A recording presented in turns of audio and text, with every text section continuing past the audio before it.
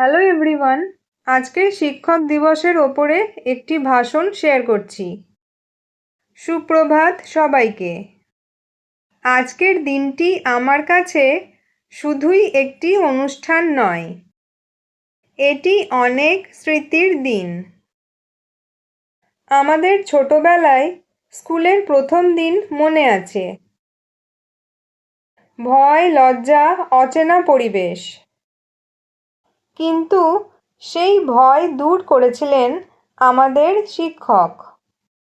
হাসি মুখে বলেছিলেন, ভয় নেই, সব ঠিক হবে। তারপর থেকে প্রতিটি দিনে শিক্ষকরা শুধু পড়াশোনাই শেখাননি, শিখিয়েছেন কিভাবে ভালো মানুষ হতে হয়। যে স্নেহ, যে ধৈর্য, যে আশীর্বাদ তারা আমাদের দিয়েছেন, তা কখনো ভুলবার নয়। আজ শিক্ষক দিবসে তাদের স্মৃতির কাছে মাথা নত করি।